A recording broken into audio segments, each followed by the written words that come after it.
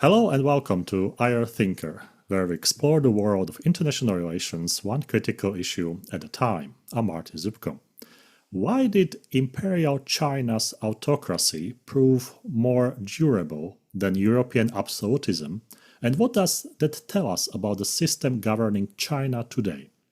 Our guest has developed a rigorous framework of institutional genes to explain how specific mechanisms, from the Jinshan bureaucracy to the Keiju examination system, continue to shape political possibilities across millennia. My guest today is Dr. Chenggang Xu. Hello. Hi.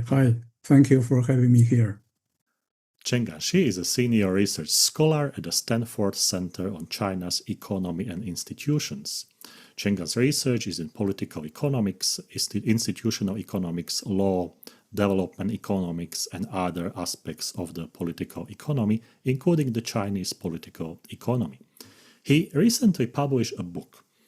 The name of the book is Institutional Genes, Origins of China's Institutions and Totalitarianism, published by the Cambridge University Press. So this is a good coincidence that you published the book, and I was also interested in topic, because when we speak about China's institutions, for many scholars, it's slightly mysterious. So let's go straight into the topic, and my first question is, what was your motivation to write such a book? And as our colleague Michael Sander would say, what was the reason for this? Right. Yeah. As you said, that quite often people find understanding China, find China is mysterious. Even so-called China experts, actually including Chinese. So this impression that China is mysterious is not coincidental, because it's indeed quite different from the rest of the world. Of course, all countries are different, but really here, if we are talking about the distance, how different, then it's really substantially different. So a bit like the Chinese language is substantially different from the other languages in the rest of the world. So just like that. So the institution is also substantially different. So one of the most important difference from the rest of the world is its own history. So China has the longest imperial system. So how long? It's more than 2,000 years at a very large scale. So that long history, and also it was relatively quite stable. So it's such a stable, large empire lasts that long. That itself is already quite different. And then the current China. So the current China, people very often confuse today's China with the Chinese empire. Actually, today's China is substantially different from the Chinese empire, in the sense that the current Chinese institution, the substantial part was transplanted from Soviet Union. And many people just miss this essential point. But then Soviet Union collapsed. But the Chinese sustained, the Chinese Communist Party sustained the party rule. So that is another quite mysterious part of the Chinese institution. And then if we look at more closely, what makes the Chinese Communist Party different from the Soviet Communist Party, then you find that in China, the Chinese Communist Party allowed for the existence of a fairly large private sector, which saved the communist rule. But if we look at the ideology, then looks like there is a contradiction. And indeed, intimately related to this contradiction, we see the reversal of the Chinese economic reform in the recent 10 years. So put all of those together, I have been struggling to understand China. So basically, this book is a consequence of this struggle. I'm still struggling. I think that's very honest, and I think it's very true, because I've been also researching China, especially the energy sector, for some years, and still I think I need like 3 4 lives, to understand all the nuances around it. So I think it's a very complex topic, because also China, many people think it's one country, and politically and on the map it is. But then you go into provinces, and you see that each province offers something unique, something complex, and China is huge. So this is very important factor as well. Before we go to more complex questions, Dr. Xu, can you please explain institution as a word? What does it mean in your book for our viewers? Because some people might understand institution as a building with some people working in, and other people might understand institutions as a sort of abstract political scientist terms. So what is the institution when we read your book? Right. So if we are talking about a rigorous definition, then actually I'm following Douglas North. So by Douglas North, institution is defined as the rule of the games in society. But different from Douglas North is that here I'm more focused. So the definition given by Douglas North is very general. It includes everything, every kind of institution. But here I'm much more focused. So I purposely narrow that down. So here, when I look at these rules of the game, I don't look at all the games in society. I only look at the most important games in society. And these so-called rules.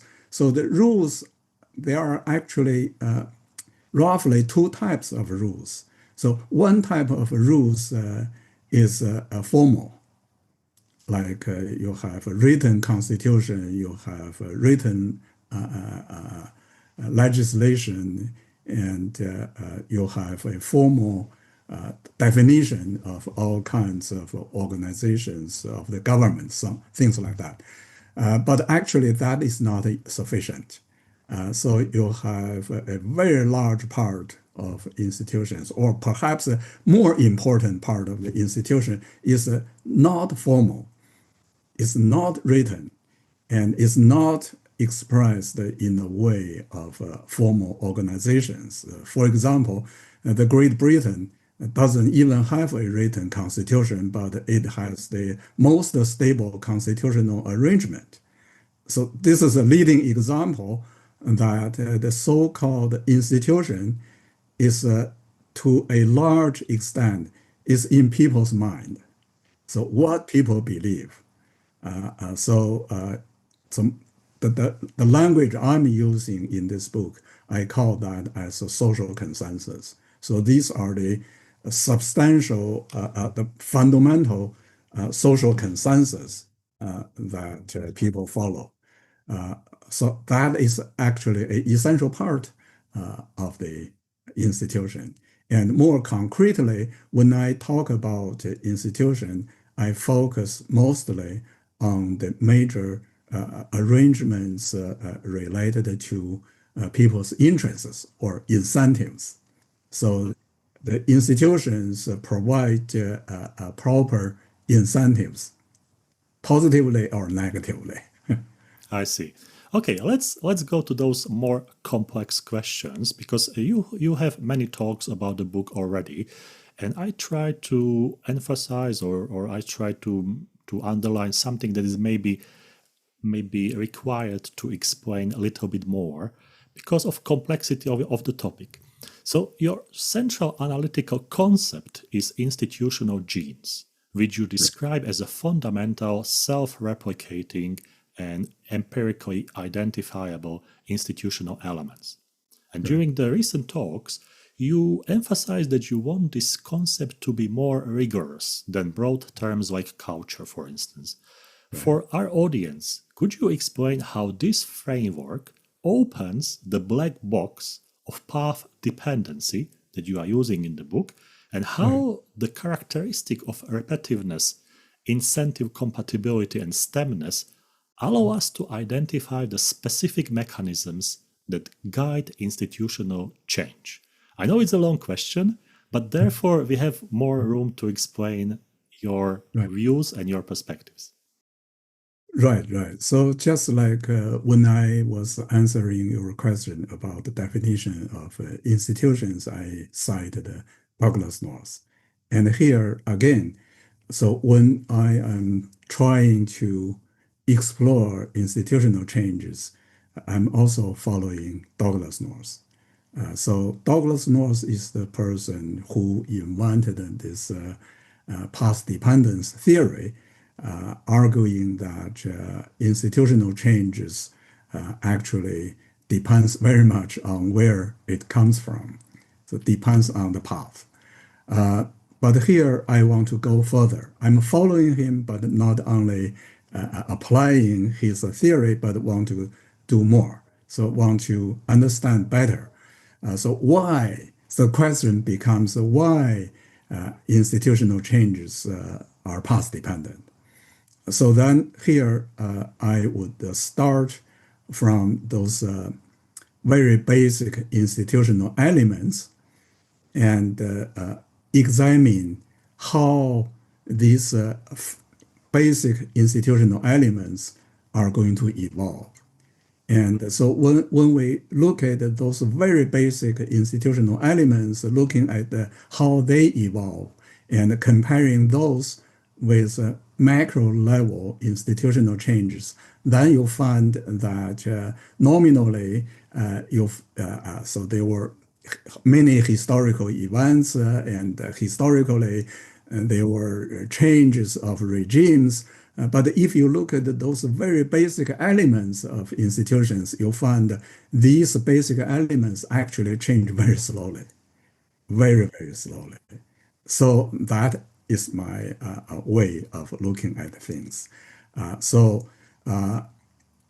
then what do I mean by institutional genes? So here I mean those very basic fundamental institutional elements. And these elements, they have to repeat. Repeat means that historically, you have to observe that this stuff is going to appear again and again. So, or put it in another way, it's going to be produced and reproduced.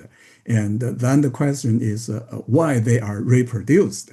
The reason they are produced and reproduced is exactly because these elements are closely related to or determine the individual's interests. So institutional changes are pushed by individuals, and the reason the reason individuals push for institutional changes or against the institutional changes they are all driven by their own interests. So when those individuals succeeded in pushing institutional changes, they have incentives to preserve whatever useful for them from the existing institution, no matter what the name the institution is called, no matter what the name the regime is called. It's called communism or called whatever. So the individuals prefer to preserve the beneficial institutional elements. So that is a second characteristic of the institutional genes. And then the third one is the stemness, means it's a fundamental, is important. Means these elements are going to be the foundations of institutions. So other elements of institutions are going to be built upon these institutional genes. And concretely, the so-called institutional genes, concretely, these are most observable should be, the examples should be the structure of power, political power, and the structure of property rights, and also social consensus corresponding to these structures, and the social consensus could include religious, could include sometimes people call cultural, but I don't use those terms because I want to narrow down. So once you involve those terms, then it's too broad. Then it can be easily confused with other things. So I purposely narrow that down. When I think about this, I think I am quite good in all of the thoughts and perspective you just mentioned, except stemness. Can you please tell us examples so we better understand stemness? Because I noticed that you use this quite often, also when you speak for other podcasts and media. And I think this is for me like, I maybe know, but I'm not 100% sure. So that would be useful if you could tell us one example for stemness. Right. Actually, I borrowed this term from life science, just like borrow the gene. So because in life science, there's a term called a stem cell. So all the other cells are actually derivatives of the stem cells. So here, the so-called institutional genes means that other elements of the institution are going to be based on this. So give a concrete example. A concrete example, so when we are talking about a totalitarian regime is a extreme type of institution where you have a highly concentrated political power. And the power is in the hands of one party, the totalitarian party. So call that as the institutional gene. And then when we look at the reality, then you find that, so like take China as an example.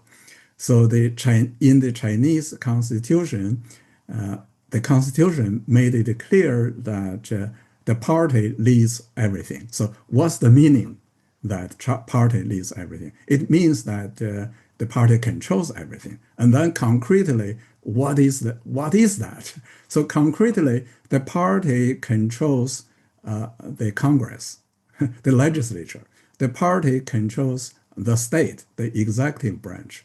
The party controls all the courts, the judiciary.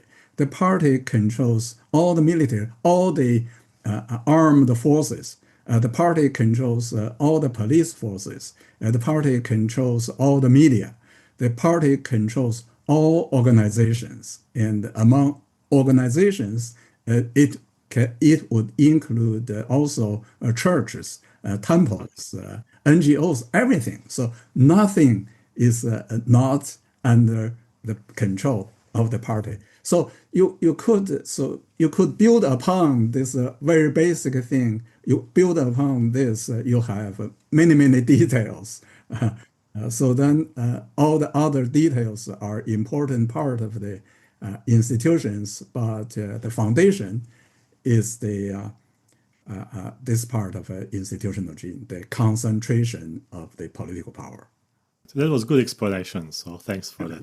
You argue that Imperial China was much more autocratic than absolutist monarchies in Europe. Right. You identify a trinity of institutional genes, the Zhongshuang bureaucracy, imperial control over the land, and the Kenju imperial examination system. And I'm asking, why and how did you come to this conclusion? Because especially European people who are interested in history might argue what was worse than the Europe under the monarchies, at the time. So I'm asking, this question because I am interested in this, like how you came to that conclusion and why you took Europe as the sort of comparable example or in this comparison? Right. Great question.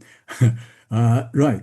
The easiest way to compare Chinese empire with a European feudal kingdom is the landed nobilities. So in Europe, in all the feudal societies, you have a king forming a ruling coalition with landed nobilities. Here, the importance is the what are who they are and what do they have. So the landed, first of all, the landed nobilities have genuine power created by the land, by their land. And so the power implies not only administrative power, so it's economic power, administrative power, and also military power, right? So very often the king needs the military support from the coalitions of nobles. And it turns out this feudal arrangement is a very important prerequisite for the later institutional change towards constitutionalism. And the constitutionalism is the prerequisite for democracy. So the so-called constitutionalism simply means that then you have a formal you have a institutional arrangement in which the power of the king is confined. So how could you achieve that? So the Great Britain is the leading example. So how the Great Britain achieved that is through actually based upon the feudal arrangement and then the landed nobilities and also the wealthy merchants. They already have occupied a fairly large chunk of properties of the kingdom, and associated with their properties, they have already had political power. And then they want more. They want to secure their properties. They want to secure their political power. And then they work together. And then eventually, through the Glorious Revolution, they achieve the goal. So then they established constitutionalism, and the democracy only can grow based upon that arrangement. And then in comparison, if we look at the Chinese empire, then you find a shocking difference. So in Chinese empire, there was no landed nobility. So they were nominal nobilities. They're nominal means that they don't have their own land. They don't generate power from their land. And the military is completely centralized. But then the question is, then how could this empire rule? So how could the imperial court rule such a gigantic empire without nobilities? How could they provide incentives? So the whole thing is fundamentally different from Europe. So you mentioned this Trinity institution I mentioned in my book. So regard that as institutional genes of the Chinese empire. So the central part of that is the bureaucracy. So instead of relying on coalitions from nobles, so the whole empire has been ruled by a bureaucracy. And to prevent the creation of nobilities, so they have been trying hard to control the land. So the ultimate control rights of all the land is in the hands of the royal court, in the sense that no one is allowed to expand your land, since the land is not yours. So you are not. So you could have using rights. You could occupy a reasonably large piece of land for using as wealth, but you could never ever be allowed to create the true power from the land. The ultimate control rights is in the hands of the royal court, and they impose it. But that is still not sufficient to make sure that there is no creation of nobilities. So then the third element is the imperial exam system. The imperial exam system has two functions. The first function is to decide who are the legitimate candidates of bureaucrats. And the second is to control ideology, to control social consensus. So for the first function, that actually is the function to cut off any links between, so supposedly a high officer would have strong incentives to pass the power to his son, and his son would pass power to their sons, so on and so forth.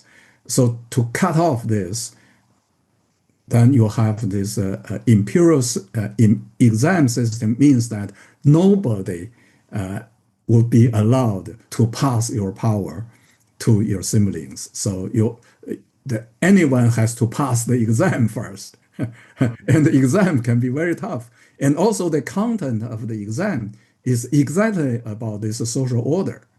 So when you pass the exam, you memorize everything by your heart that you are below the emperor. You must obey the emperor. Whatever the emperor says, you just obey. So this is a brainwash. So everyone is brainwashed.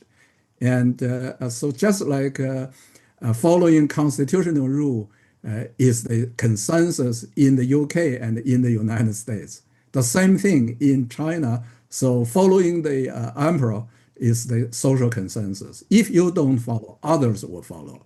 So others can kill you if you don't follow. This is a social consensus. So here, this is an illustration. So not only explaining the Chinese Empire, but also an illustration about how I use this institutional gene as a instrument to analyze the Chinese Empire in comparison with European feudal societies. To understand your book and perspectives, we need to connect China to Soviet Union and Russia. And to do so, there are two questions. The first one is preparation for the next question. So let's start with the first question. You trace the origins of Bolshevism to three Russian genes: Tsarist autocracy, the Orthodox Church capacity for propaganda, and the tradition of secret political organizations. Why is that? Right. So here, really, if we look at the Soviet system, then you find that the whole Soviet system is controlled by a gigantic bureaucracy, top-down bureaucracy. It's very rigorous. But how could a bureaucracy control a gigantic country like Soviet Union? Just like what we discussed about Chinese Empire. So turns out this is not a easy task for anyone try to invent such a kind of institution. So the reason the Bolshevik could relatively quickly establish such kind of order is actually not only because of their invention.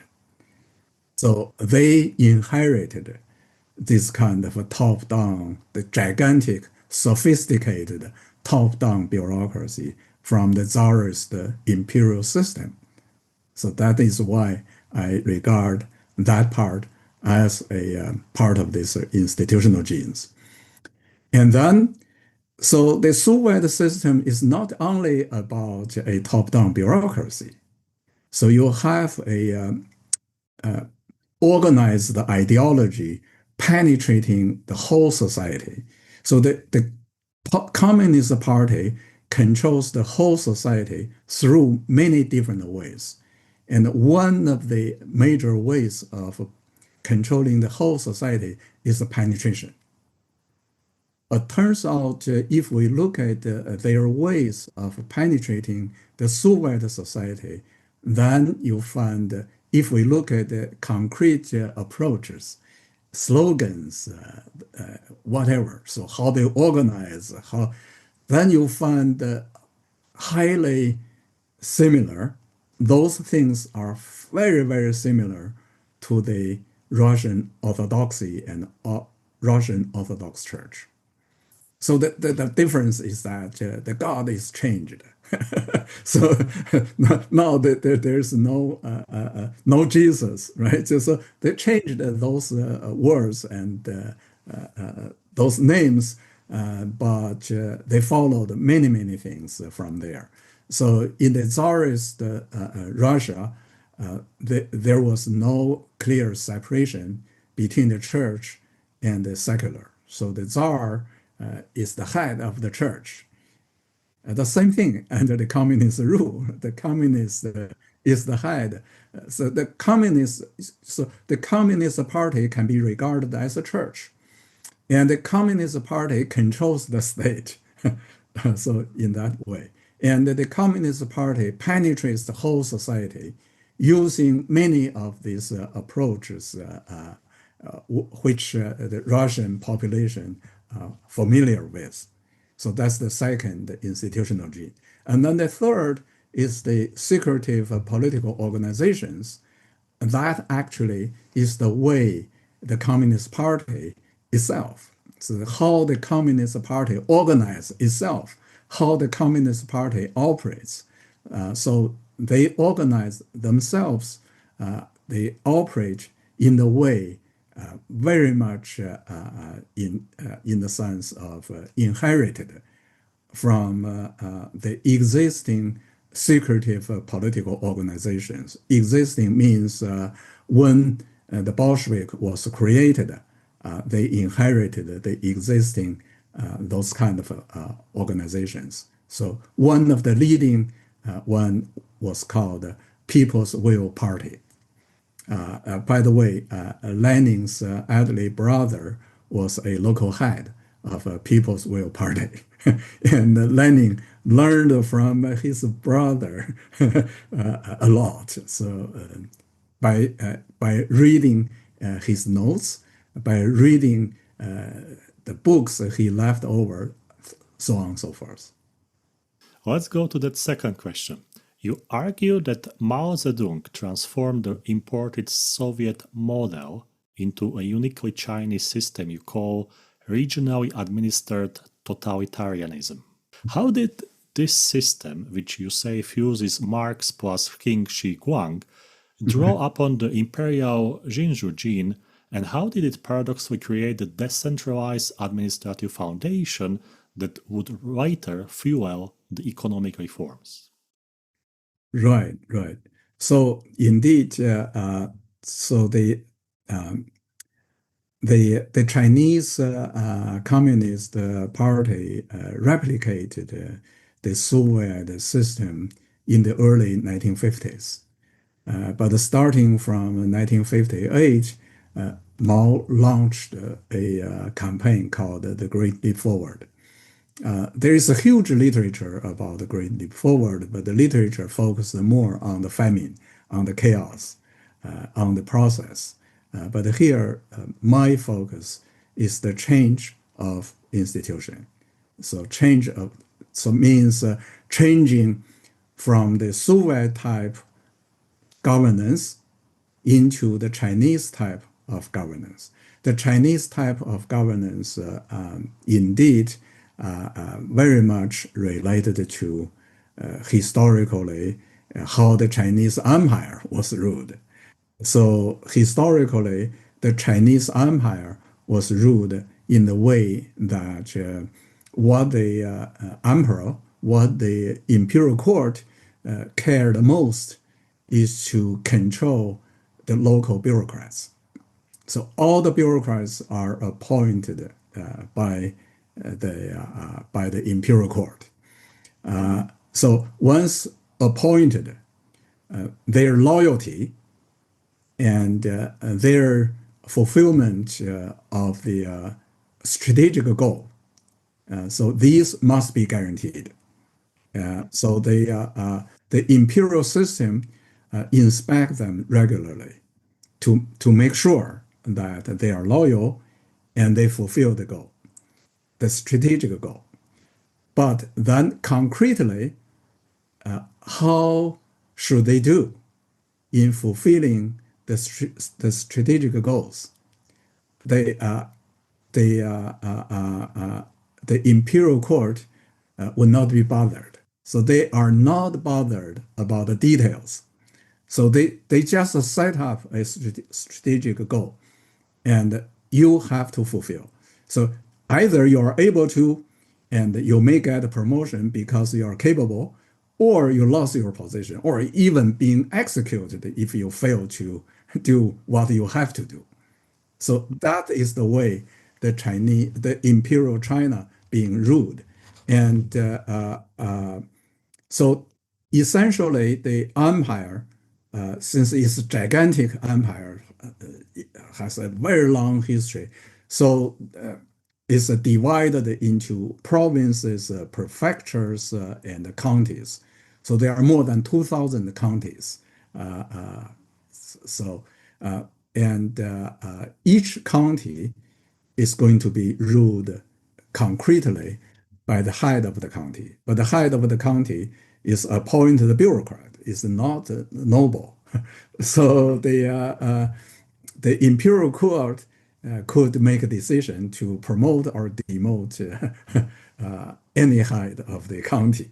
But all the concrete administrative things have to be handled by the head of the county.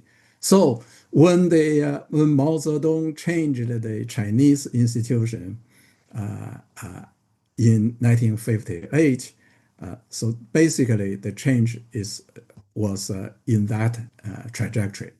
So returning back to the old way the empire was ruled. But here I must emphasize that there is a fundamental difference between the Chinese communist rule and the Chinese empire. So the most important difference is the Communist Party. So in the Chinese empire, there was not such a thing called a party.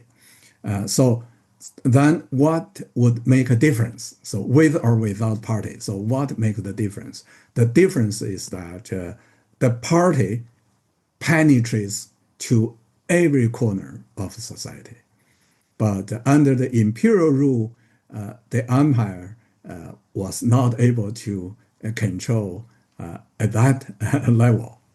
So it's a lot looser in terms of control. I think the logical question would be, what was the difference between Chinese and Soviet Communist Party? Was there any sort of like Chinese essence added to the Chinese Communist Party, or it was sort of a replica of the Soviet Communist Party? Because I think that would be interesting for some students and viewers to know. Right.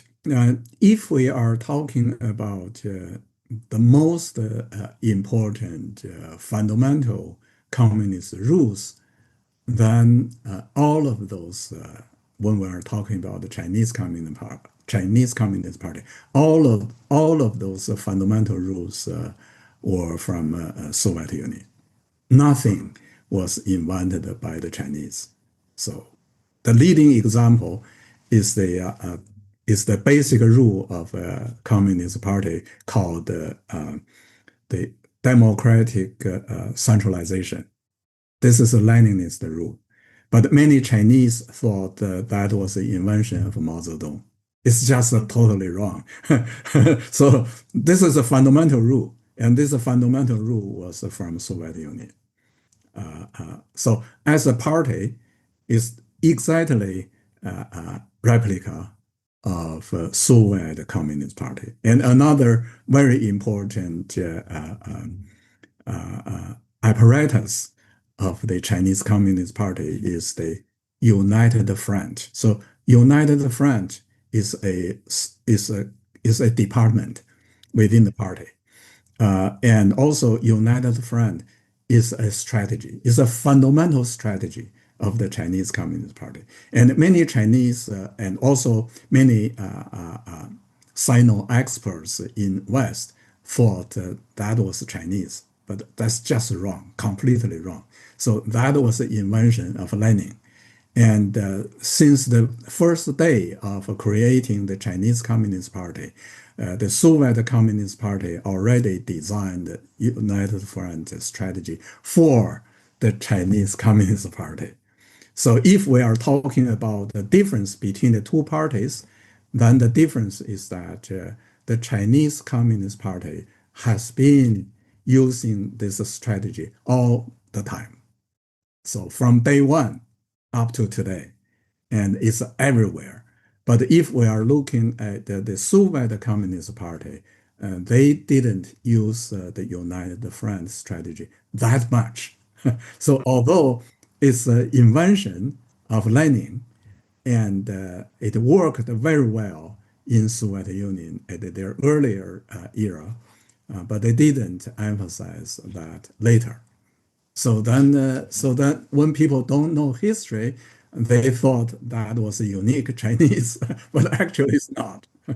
You make a sharp categorical distinction between totalitarianism and authoritarianism.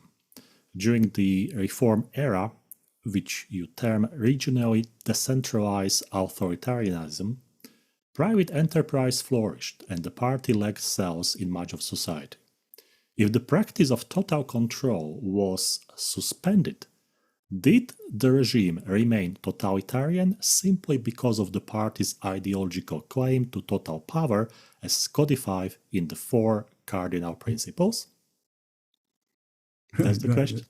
Yeah, very good question. Is actually anyone taking my work seriously can criticize my discussion on this particular part.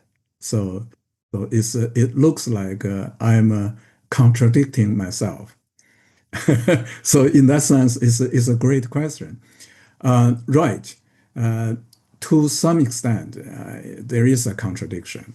So the reason I call that period, I call the institution in that short period of time as authoritarianism is because to some extent, in China, you have so at that time there was a very large private sector, and associated with the private sector, there was a fairly sizable civil society, many NGOs, and if we look at those private firms and NGOs carefully, you find most of the private firms don't have party cell. Most NGOs don't have a party cell. So then, to some extent, party is not there, was not there, not penetrated there. So, and also among the NGOs, among private firms, there were some media. So you had privately owned media. And also there were private universities, private colleges, private high school, private elementary school, and they had their own curriculums. Then here we are talking about a limited pluralism. So when a society start to have a limited pluralism, and some actually not small, quite many organizations are not tightly controlled by the party. So then that actually is a kind of a feature of authoritarianism. But the reason this didn't last is because the Chinese Communist Party understands this very well from the very beginning. And they have been highly alerted about any this kind of development. So this kind of things occurred only because the Chinese Communist Party, they needed the private sector to save their rule. So they were in desperate. So when they were in desperate, they allowed for the private sector to grow, just for saving their own life. But once the private sector has grown, already there, already saved the rule of the Communist Party, then they are going to find a way to make sure that all of them are going to be total controlled by the party. So they have been there. So here I like to cite what Deng Xiaoping said in 1982, means when the reform just started. So Deng Xiaoping said that the Chinese economic reform and opening up is the same as Lenin's new economic policy. So then we want to know what is Lenin's new economic policy. Lenin's new economic policy was devised in the early 1920s when the Soviet regime was in danger. So they were about to collapse. So to avoid being collapsing, Lenin, this was a huge strategy designed by Lenin called New Economic Policy. And in that new economic policy, Lenin called that as one step backward for two steps forward, means that they temporarily allowed for private business, temporarily tried very hard to attract the foreign direct investments from the United States and from Germany, the same as in China. So then the purpose is to consolidate the power of the Soviet regime. And once they found that they are safe, then they are going to kill all the private enterprises. And indeed, it happened later. So that was the design of Deng Xiaoping. That was the design of the reform. So that is actually the reason why that short period of time occurred and then disappeared. You also argue that totalitarian parties decompose their long-term incentives or goals into a series of short-term, seemingly compatible steps. And this is a tyrannical incentive-compatibility concept. Could you please briefly explain how can we understand it or how can we apply it? Right. So here a concrete example in my book was the land reform. So the Chinese communists relied heavily on land reform to mobilize the peasants. So without the land reform, without enthusiastic support from peasants, it would be impossible for the Chinese Communist Party to win the war against the KMT and later to establish the communist order. So here, the trick they played is that they promised the peasants that the goal of the communist revolution is to achieve equality. And equality in the agricultural means everyone should have an equal piece of land. So then the communists told the landless peasants that you are landless, you are rural proletariat, we work for you. So we are going to redistribute the land for you. So therefore you have to join us because without you, we are not able to help you. So we need you. We need your help for us to help you. So then, not only these landless peasants joined the communist movement, the land reform movement, they also joined the military forces in the war, in the Civil War. So through these channels, that's the way they seized the power by launching a war, but also established the communist order. But this communist order is based upon private land ownership. So that is why in 1954 Chinese constitution, that's a communist constitution.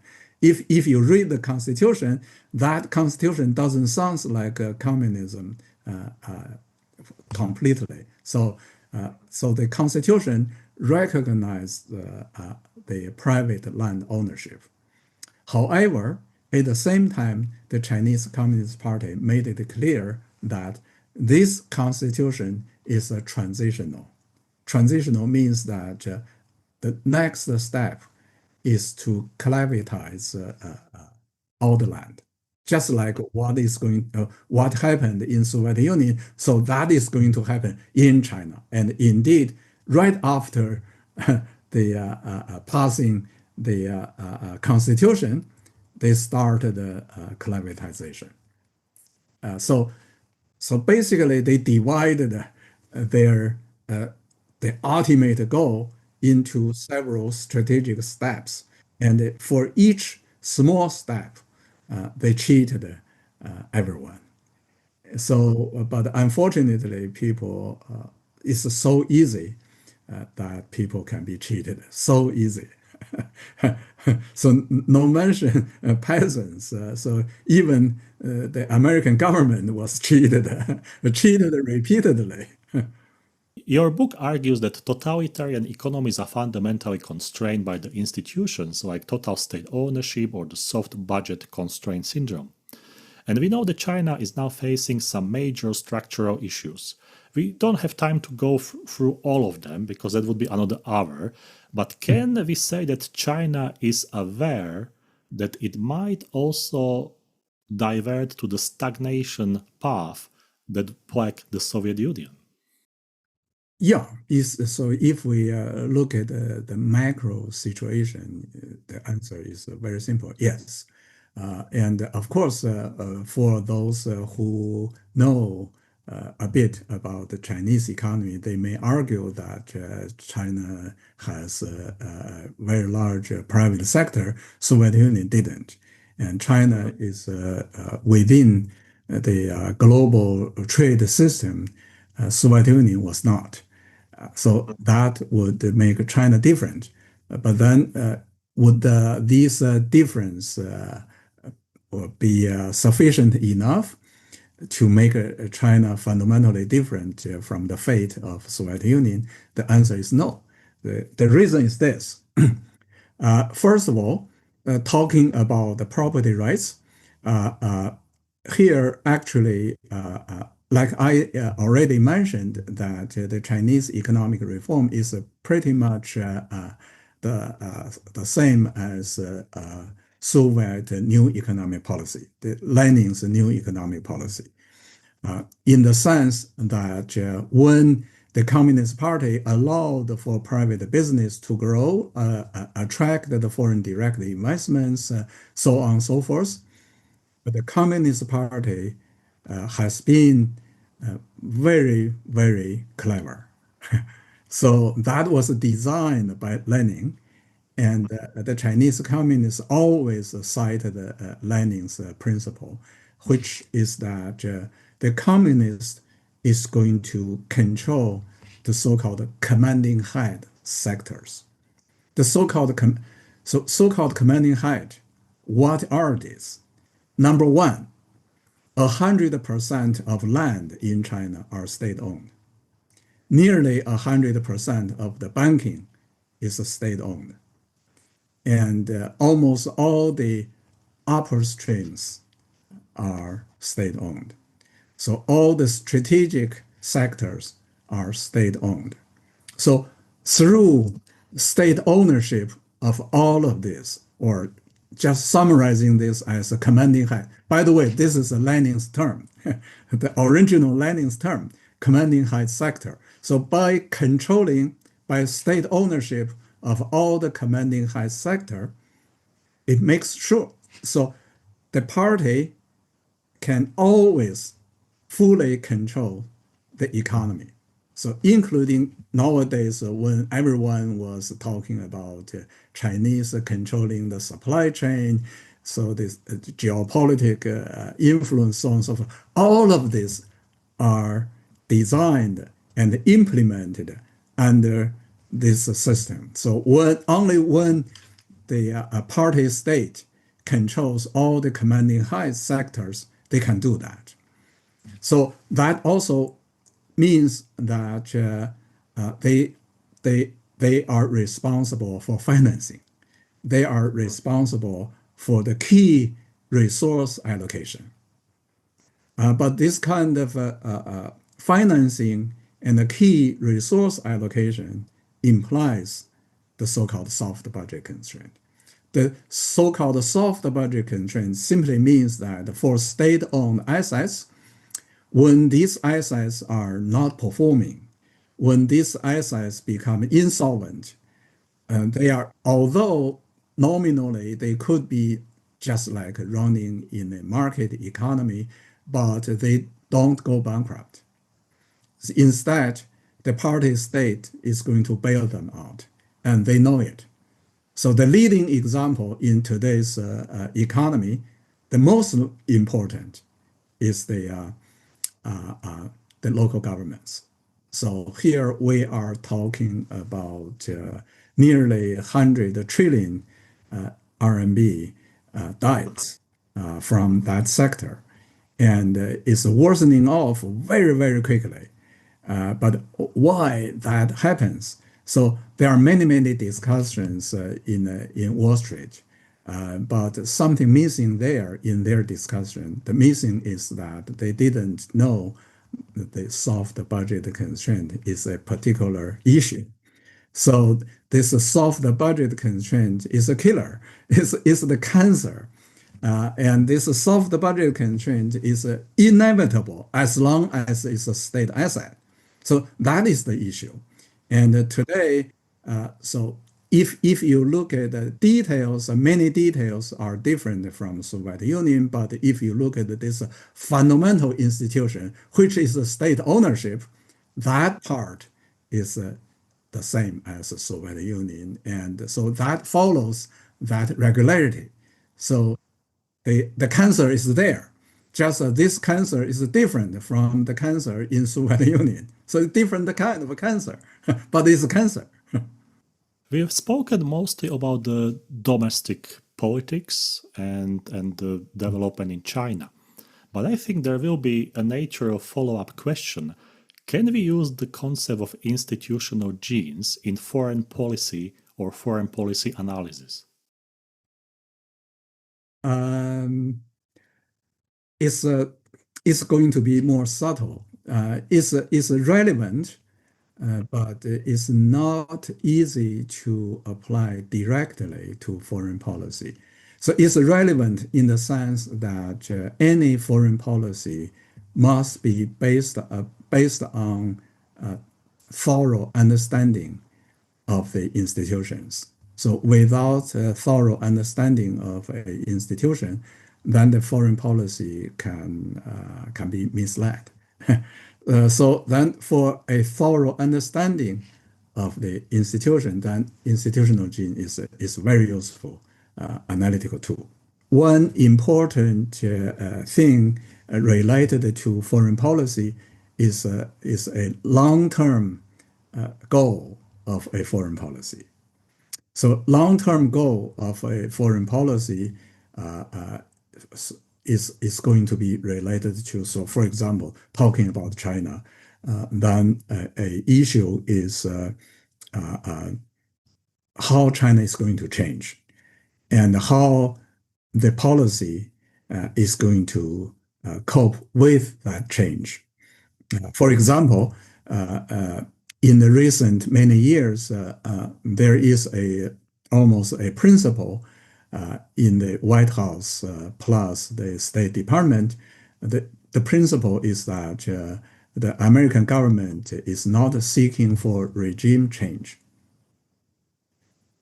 So this kind of a principle can be problematic because I believe this principle is designed without a thorough understanding of the Chinese regime. So when they say they don't seek for regime change, so I believe there's no thorough understanding of the nature of the regime. So if there is a thorough understanding the nature of the regime, which is totalitarianism, means it's very, very dangerous. And also, the nature of this regime is repressive against the Chinese, means the Chinese would want to change the regime. So then why the principle is designed in that way? So if the principle is changed, so then here for democracy, nothing wrong for so when designing a foreign policy for democracy. But then here really the issue is if a ultimate goal of foreign policy is for democracy, is for constitutionalism, and then the next issue is in practice, what should be done? And in my view, institutional genes is a useful analytical tool for analyzing. So it's not just about China, it's about every country.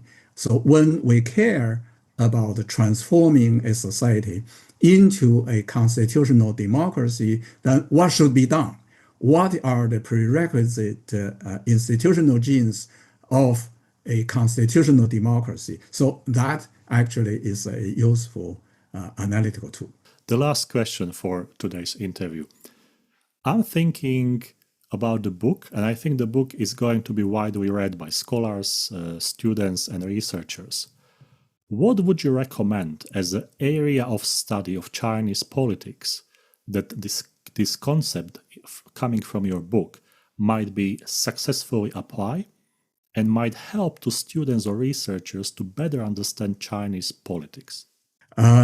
Yeah, good question. So in my view,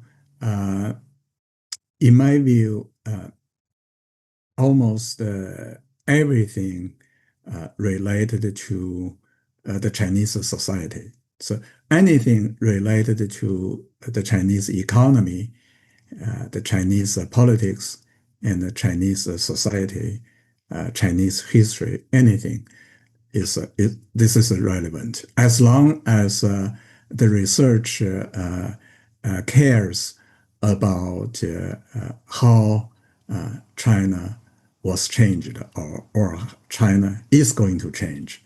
So as long as analyzing changes in China, that is going to be relevant.